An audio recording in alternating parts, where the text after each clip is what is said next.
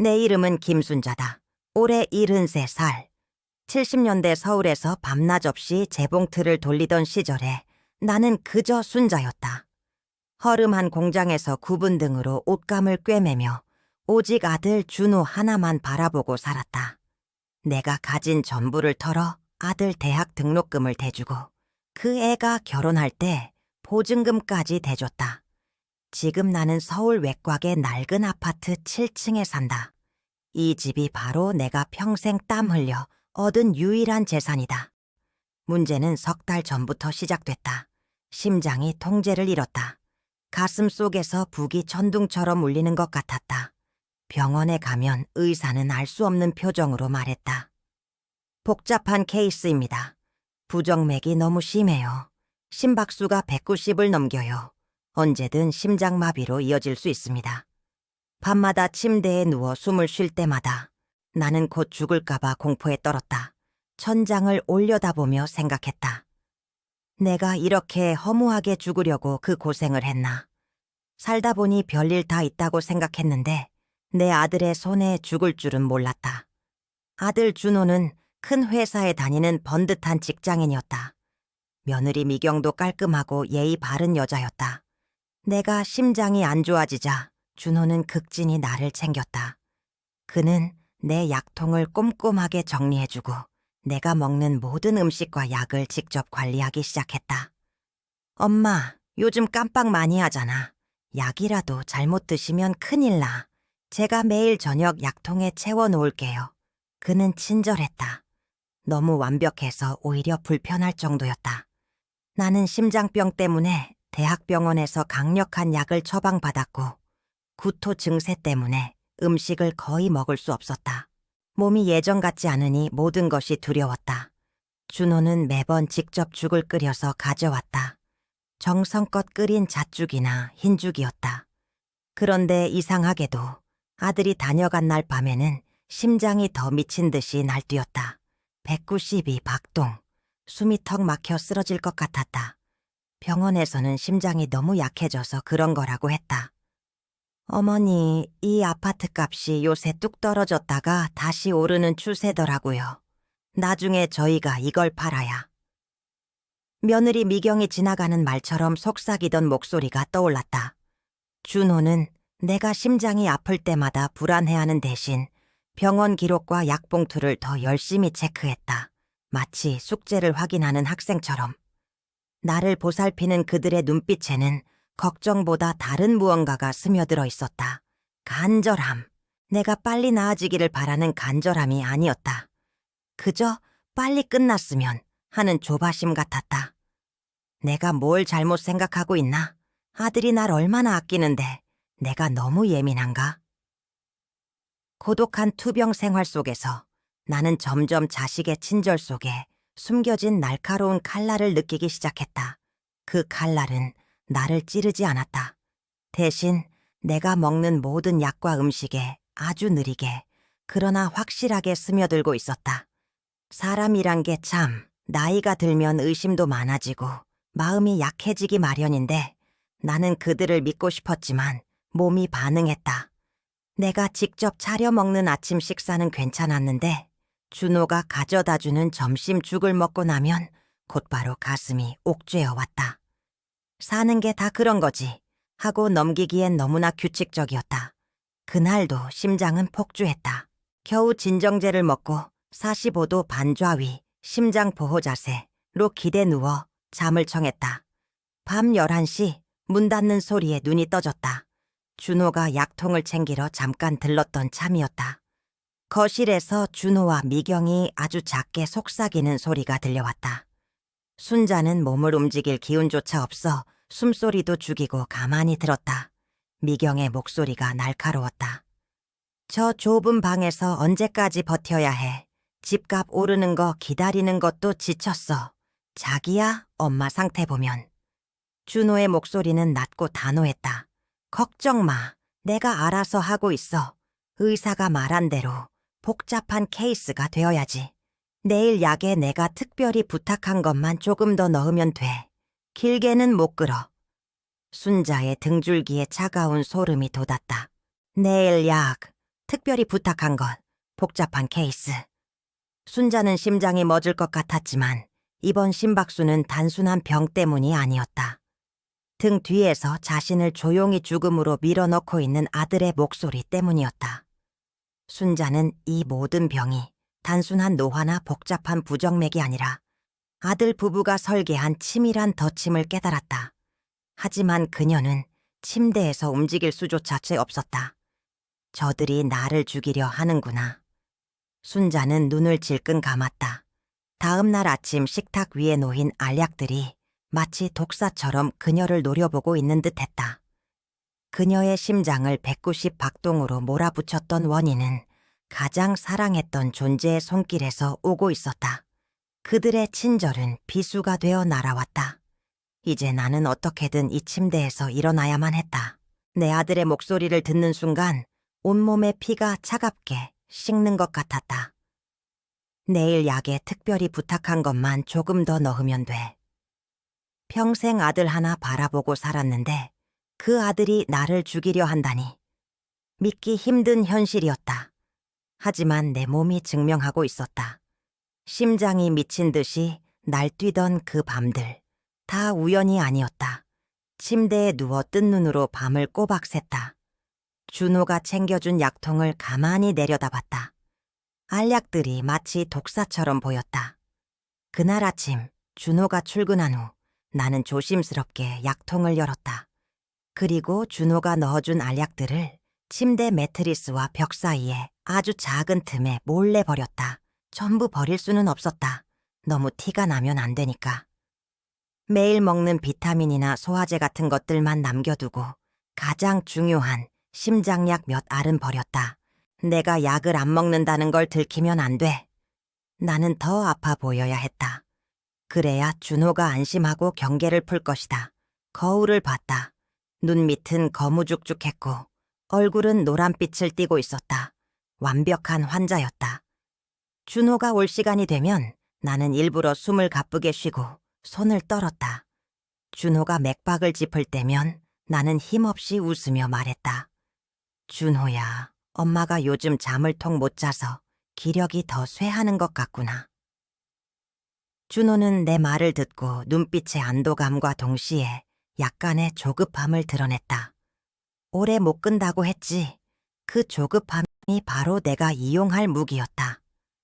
내가 직접 차려 먹은 아침 식사는 속이 편안했지만 준호가 가져다주는 점심 죽을 먹고 나면 곧바로 심장이 다시 조여왔다. 사는 게 다 그런 거지 하고 무시할 수 없는 규칙이었다. 아들이 끓여온 죽, 이게 바로 나를 죽이는 도구였다. 이제 그 확신은 의심의 여지가 없었다. 내 아들은 나를 죽이고 있었다. 혼자서 모든 것을 해결할 수는 없었다. 70평생 남에게 도움을 청해본 적 없는 나였지만 살기 위해서는 염치를 버려야 했다. 나에게 떠오른 사람은 아래층에 사는 박 씨였다. 박 씨는 몇 년 전 은퇴한 119 벨기구 응급구조사였다. 내가 현관에서 한번 쓰러질 뻔했을 때 그가 침착하게 나를 도와준 적이 있었다.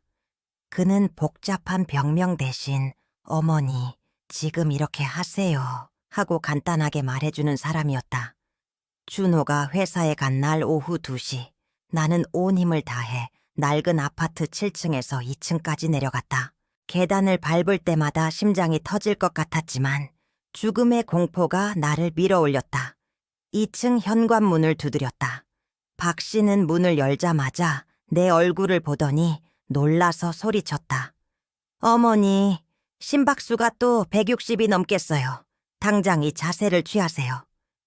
그는 나를 거실 소파에 앉히고 등받이에 기대어 45도 반좌위 심장보호 자세를 취하게 했다.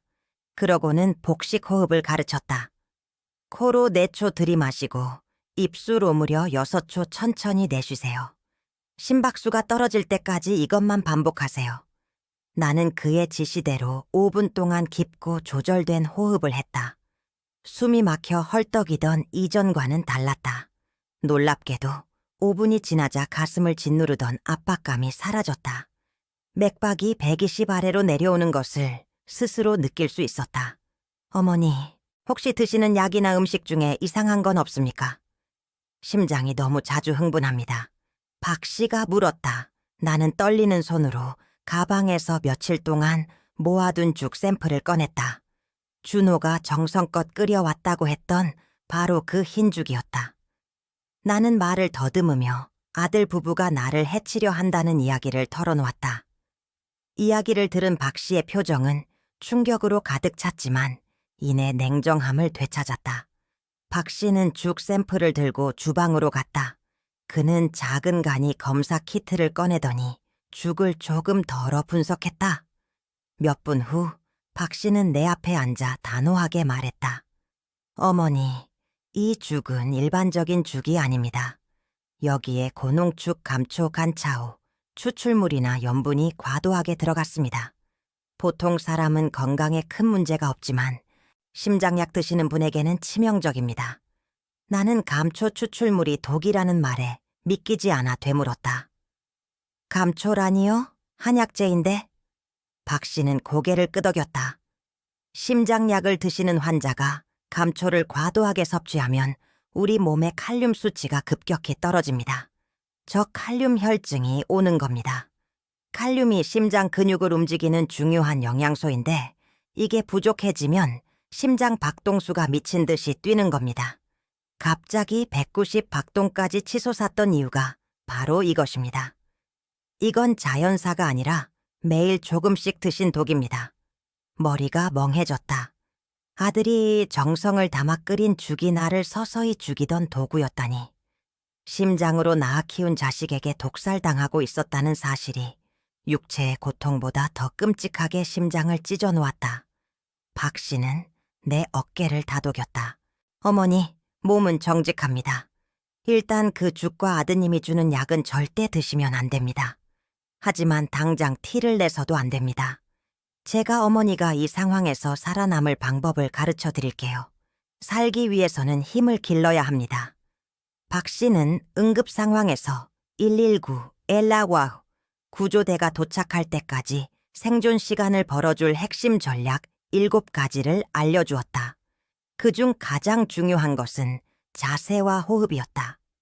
어머니 준호 씨는 어머니가 심장이 멎기 직전까지 절대 119에 신고하지 못하도록 교육했거나 신고 시간을 지연시킬 겁니다. 그러니 증상이 왔을 때 가장 먼저 할 일은 이겁니다. 박 씨는 내게 작은 노트와 볼펜을 건네주었다. 이 자세와 호흡법을 매일 연습하세요. 이 운동만으로도 심장 근육을 쉬게 하고 심박수를 확실히 낮출 수 있습니다. 나는 그날부터 박 씨에게 배운 대로 살기 위한 훈련을 시작했다. 박 씨는 내게 매일 혈압계로 내 수치를 재보라고 했다. 박 씨를 만나고 열흘이 지났다. 나는 여전히 준호 앞에서는 죽어가는 노인 연기를 했지만 약을 끊고 죽을 몰래 버리면서 몸 상태가 확실히 좋아졌다. 특히 매일 45도 반좌위 자세로 4초 흡입, 6초 호기 호흡법을 30분씩 연습하자 불안정했던 심박수가 120 아래로 내려오는 날이 늘었다. 하지만 몸이 편해지자 마음이 더 괴로웠다. 내가 평생 믿고 살았던 아들이 나를 죽여서 11억 5천만 원을 가지려 했다는 사실이 나를 밤마다 울게 했다. 며칠 후 준호가 내 방에 들어왔다. 그의 표정은 불안정했다. 엄마, 병원에서 퇴원 수속을 밟으려면 이 건강관리 위임장에 사인을 하셔야 해요. 다음 주까지는 모든 걸 정리해야 합니다. 준호는 내 사인을 받으면 모든 것이 끝날 거라고 확신하는 듯했다. 그는 내가 회복하지 못하고 죽어가는 중이라고 믿었기 때문이다. 나는 서류를 받아들고는 시력 때문에 잘 안 보이는 척하며 손을 떨었다. 그러면서 슬쩍 서류를 훑었다. 결정적인 증거. 위임장 아래에는 8억 5천만 원 상당의 아파트 매매 위임장과 함께 내가 3년 전 준호 명의로 들었던 3억 원짜리 생명보험금 서류가 끼워져 있었다. 수익자는 준호와 미경이었다. 11억 5천만 원. 준호에게 나는 그냥 그 액수만큼의 재산일 뿐이었다. 준호야, 이게 뭐니? 이 보험금은 왜 아직 안 깼니? 나는 덜덜 떨리는 목소리로 물었다. 준호는 재빨리 서류를 낚아채며 말했다. 아닙니다, 엄마. 그냥 정리해야 할 서류들입니다. 엄마 건강 때문에 정신이 없어서요. 그냥 여기에 도장만 찍으시면 돼요. 제가 다 알아서 처리할게요. 나는 준호의 눈을 똑바로 봤다. 그의 눈빛에는 죄책감 대신 내가 언제 죽을지에 대한 조바심만 가득했다. 내가 뭘 잘못 생각하고 있나 싶던 마음은 이제 완전히 사라졌다. 이젠 끝내야 한다. 내가 이 모든 걸 겪으면서 배운 힘으로 저들의 계획을 완전히 부셔야 한다. 그날 저녁 박 씨와 나는 작전을 짰다. 준호가 가장 예상하지 못하는 방법으로 증거를 확보해야 했다. 박 씨는 내게 작은 초소형 카메라를 건네주었다. 이 카메라는 한국 전통의 작은 약단지 모양으로 위장되어 협탁 위에 놓아도 전혀 의심받지 않을 것이다. 어머니 준호 씨는 어머니가 위임장에 사인한 직후나 아니면 내일 저녁에 마지막 용량을 투여할 겁니다. 그때가 기회입니다. 모든 것을 카메라에 담아야 합니다. 나는 준호에게 말했다. 준호야, 오늘 밤은 너무 힘드니까 내일 저녁 8시에 네가 좋아하는 잣죽을 조금 끓여올 때 그때 이 서류에 사인하자꾸나. 준호는 내일이 모든 것을 끝낼 수 있는 날이라는 생각에 미소를 지었다. 완벽하게 속고 있었다. 다음 날, 디데이. 준호가 약속한 저녁 8시가 다가왔다. 나는 침대에서 일어나 힘겹게 거실로 나갔다. 박 씨가 일러준 대로 나는 문 열기 생존 프로토콜을 실행했다. 온 힘을 다해 현관문과 공동현관 비밀번호를 미리 눌러두었다. 응급 상황에서 119 액슈가 단 몇 초라도 빨리 들어와야 했기 때문이다. 탁자 위에는 내가 힘들게 끓인 잣죽 2그릇과 미경이가 선물한 찻잔 2개가 놓여 있었다. 그리고 그 옆에 박 씨가 준 약단지, 카메라가 모든 각도를 완벽하게 포착하도록 설치했다. 준호가 문을 열고 들어섰다. 그의 손에는 서류와 함께 내 약통이 들려 있었다. 약통 안에는 평소보다 더 많은 양의 알약들이 보였다. 엄마, 오늘 꼭 사인하셔야 합니다. 그래야 제가 이 일을 끝낼 수 있어요. 준호의 목소리는 낮고 단호했다. 나는 겉으로는 호흡 곤란을 겪는 척 온몸을 떨었다. 190 박동의 심박수를 연기하는 나의 연기는 완벽했다. 준호는 안심하며 알약 몇 개를 물과 함께 순자의 입에 넣으려 했다. 바로 그때였다. 나는 심장 보호 자세인 45도 반좌위 자세로 갑자기 상체를 일으켰다. 그의 손이 멈칫했다. 내 눈빛은 더 이상 공포에 질린 노인이 아니었다. 평생 재봉틀을 돌리며 아들을 위해 살아온 강하고 독한 순자 그 자체였다. 나는 떨리는 손을 뻗어 약통 대신 준호가 들고 있던 계약서를 붙잡았다. 힘을 줘서 잡아당기자 종이가 구겨졌다. 준호야. 내 목소리는 낮았지만 힘이 있었다. 네가 나에게 오늘 이 약을 주려는 이유가 이 종이 때문이니 11억 5천만 원. 준호의 얼굴에서 모든 피가 싹 가셨다. 그는 서류를 뺏으려 손을 뻗었으나 나는 이미 계약서를 꽉 쥐고 있었다. 나는 낮은 목소리로 말했다. 내가 오늘 아침에 이 아파트 현관문을 활짝 열어두었단다. 네가 도망가지 못하도록. 준호는 뒤를 돌아봤다. 굳게 닫혀 있어야 할 현관문이 이미 활짝 열려 있었다. 순자의 시계 모양 약단지 카메라는 모든 것을 조용히 녹화하고 있었다. 최종적인 파국이 시작된 것이다. 계속하기 전에 당신이 어디에서 보고 있는지 알려주세요. 이 이야기가 얼마나 멀리 전해질지 정말 궁금해요. 이후 준호가 문을 열고 들어섰을 때 나는 그가 가진 서류와 약통을 붙잡은 채 숨 막히는 침묵 속에 있었다. 그는 활짝 열린 현관문을 보며 온몸이 굳어갔다. 준호가 도망치려 발을 떼는 순간 아래층에 있던 박 씨와 함께 미리 연락을 받고 대기하던 사복 경찰들이 순식간에 들어섰다. 준호는 덜덜 떨리는 손으로 현관문을 가리키며 나를 노려봤지만 이미 늦었다. 내가 협탁 위에 놓은 약단지 카메라는 모든 것을 녹화하고 있었다. 73살의 김순자는 그렇게 아들에 의해 살해당하는 대신 아들을 체포하는 데 결정적인 역할을 했다. 이틀 후 목요일 아침 9시 나는 서울중앙지방검찰청 조사실 제3회에 앉아 있었다. 준호와 미경은 수갑을 찬 채 창백한 얼굴로 나란히 앉아 있었다. 나는 박 씨와 함께 침묵 속에서 그들을 기다렸다. 내가 아들을 보려고 찾아온 것이 아니었다. 모든 것을 끝내기 위해 그들을 마주해야 했다. 내 심장을 짓누르던 감정은 이제 공포도 슬픔도 아니었다. 그저 깊은 허무함과 단호한 의지였다. 김 형사가 조사를 시작하자 준호는 여전히 상황을 부인하며 자신이 나를 극진히 간호했을 뿐이라고 주장했다. 미경은 흐느끼며 고개를 숙이고 있었다. 나는 박 씨가 건네준 작은 약단지 모양의 카메라를 탁자 위에 조용히 내려놓았다. 이 작은 단지는 우리 아들의 정성이 얼마나 깊었는지 기록했습니다.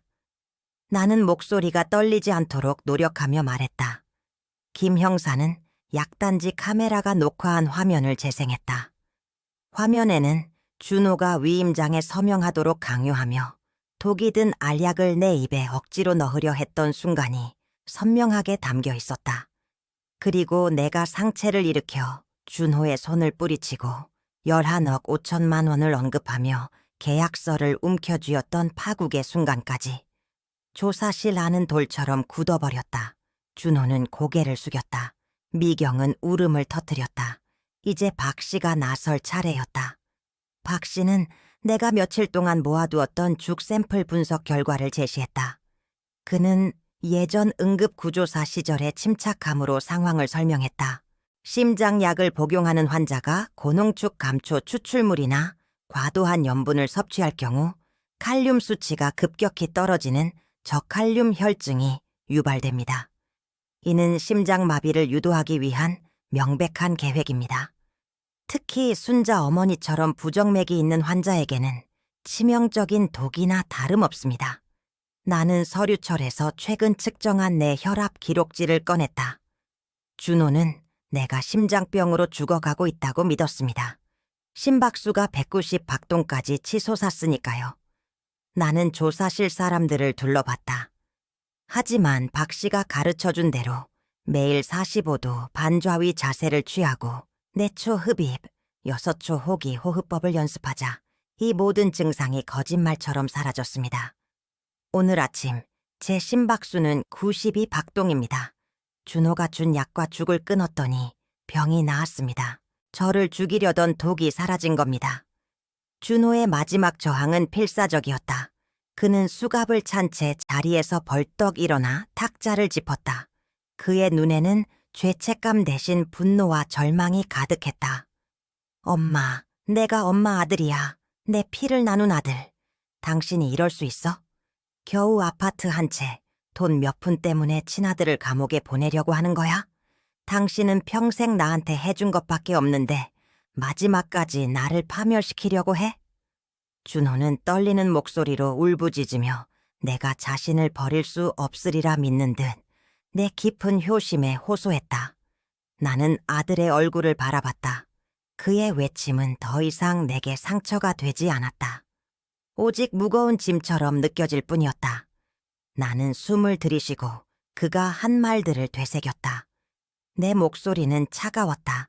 평생 뜨거운 심장으로 아들을 사랑했던 순자의 목소리가 아니라 돌처럼 단단해진 김순자의 목소리였다. 나는 70평생 구분 등으로 재봉틀을 돌리며 이 아파트 한 채를 얻었다. 8억 5천만 원짜리 재산과 네가 들어놓은 3억 원짜리 보험금, 도합 11억 5천만 원 때문에 너는 내 엄마를 감초 독으로 죽이려 했다. 나는 준호의 눈을 피하지 않았다. 너는 나에게 이 알약을 강제로 먹이려 했을 때 이미 내 아들이 아니었다. 너는 내 아들의 얼굴을 한 그저 범죄자일 뿐이다. 나는 너를 버리는 것이 아니라 네가 버린 내 삶을 되찾는 것이다. 내 말에 준호는 다시 주저앉았다. 얼굴에서 모든 피가 사라졌다. 그는 체념한 듯 고개를 떨구었다. 김 형사가 다가와 준호의 어깨를 잡았다. 김준호 씨, 당신은 존속살해 미수 및 사기 혐의로 체포되었습니다. 미경은 끌려나가면서도 계속해서 나에게 울부짖었다. 어머니, 살려주세요. 제발 제가 잘못했어요. 나는 그녀에게 아무런 대답도 해줄 수 없었다. 나는 그저 그들이 조사실 문을 통해 사라지는 것을 지켜봤다. 방 안에는 침묵만이 남았다. 오직 나의 안정된 심장 박동 소리만이 들려왔다. 시간은 흐르고 나는 다시 김순자가 되었다. 준호는 12년의 징역형을 선고받았고 며느리 미경은 공범으로 칠 년형을 선고받았다. 준호는 대기업 직장인으로서의 경력은 물론 전문직 등록까지 영구적으로 박탈당했다. 그들이 탐냈던 11억 5천만 원은 물론 모든 자산을 몰수당했고 내게 정신적, 물질적 피해 보상금으로 7억 원을 배상하라는 판결을 받았다. 그들은 탐욕 때문에 모든 것을 잃었다. 특히 한국 사회에서 폐류는 단순한 형벌 이상의 의미를 지녔다. 우리 집안의 모든 친척들은 준호 부부를 공식적으로 제적하고 관계를 끊었다. 준호는 절망 속에서 아버지를 원망하고 미경을 탓하며 두 사람은 이혼 소송까지 당했다. 준호는 지금 경북 북부 교도소에 수감되어 있으며 그를 면회하는 사람은 아무도 없었다. 그들이 그토록 원했던 돈은 그들에게 종말을 가져왔다. 나는 내가 받은 7억 원의 배상금과 준호가 팔아치우려 했던 내 아파트 8억 5천만 원을 합쳐 새로운 삶의 초석을 다졌다. 1년 반이 지난 지금 나는 75살이다. 나는 이제 매일 아침 6시에 일어나 가벼운 산책을 하고 아침 식사는 내가 직접 준비한다. 더 이상 구토 증세도 불안정한 심박수도 없다. 박 씨를 만나기 전 190 박동까지 치솟던 나의 심장은 이제 안정적으로 80대 후반에 규칙적인 박동을 유지하고 있었다. 혈압도 125에 80으로 정상 범위를 유지했다. 나는 20kg 가까이 살이 빠졌고 매일 아침 거울을 보면 20년 전의 순자를 보는 것 같았다. 나의 아파트는 더 이상 내가 죽기를 기다리며 준호가 탐내던 부동산이 아니었다. 나는 이 아파트를 담보로 대출을 받아 작은 커뮤니티 센터를 설립하고 박 씨의 도움을 받아 45도 희망 교실을 열었다. 이곳은 나처럼 아들의 친절 속에 숨겨진 독을 마셨던 노인들을 위한 공간이었다. 나는 그들에게 내 이야기를 들려주고 박 씨가 가르쳐준 생존 전략을 전파했다. 감초 추출물이 들어간 죽이나 과도한 염분이 들어간 음식이 심장약을 먹는 환자에게 얼마나 위험한지 아시나요? 그리고 심장이 흥분했을 때 45도 반좌위 자세와 4초 흡입, 6초 호기 호흡법이 119 구조대가 도착하기 전까지 우리의 생명을 얼마나 오래 붙잡아 줄 수 있는지 아시나요? 우리 교실은 빠르게 성장했다. 박 씨가 기술 고문으로, 나는 교실의 창립자이자 수석 강사로 활동했다. 우리는 2년 동안 300명이 넘는 노인들에게 응급 생존 교육을 제공했고 몇몇은 실제로 응급 상황에서 배운 대로 스스로를 안정시키고 119에 신고하여 생명을 구했다. 내가 가르친 것은 복잡한 의학 지식이 아니었다. 그것은 내 몸을 믿는 법, 그리고 살고자 하는 의지였다. 나는 아들을 잃었지만 이 교실에서 새로운 가족을 얻었다.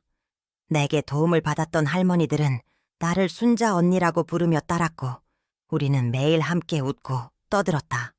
나는 이제 매주 2번 이곳에서 간견을 한다. 간견이 끝나고 사람들이 모두 돌아간 저녁 6시, 나는 사무실이 된 예전 거실에 혼자 앉아 커피를 마신다. 창밖은 여전히 내가 살던 낡은 아파트 단지이다. 아들이 나를 죽이려 했던 그 장소에서 나는 수많은 생명을 살리는 일을 하고 있다. 아들이 그토록 원했던 나의 죽음과 내 재산은 내가 다시 살아갈 이유가 되었다. 나는 내가 가진 모든 것을 잃을 뻔한 고난 속에서 가장 큰 힘을 얻었다. 그 힘은 내 심장 박동을 조절하는 호흡법처럼 규칙적이고 고요하며 흔들리지 않았다. 준호는 내 심장을 멈추게 하려 했지만 나는 그 덕분에 새로운 삶의 심장 박동을 되찾았다. 가장 조용한 복수는 바로 사는 것 그 자체였다. 이젠 190 박동의 공포도 11억 5천만 원의 탐욕도 없다. 내 심장은 이제 평화롭게 80대 후반에 안정된 박동을 유지한다. 그리고 내가 평생 재봉틀로 엮어온 삶의 보상은 그 어떤 돈으로도 매길 수 없는 자유였다. 그리고 끝까지 함께 해주셨다면 이야기에 대한 당신의 생각과 앞으로 어떤 종류의 이야기를 더 보고 싶은지 댓글로 남겨주세요. 여기 와 주셔서 정말 감사합니다. 다음 감동적인 이야기에서 또 만나요.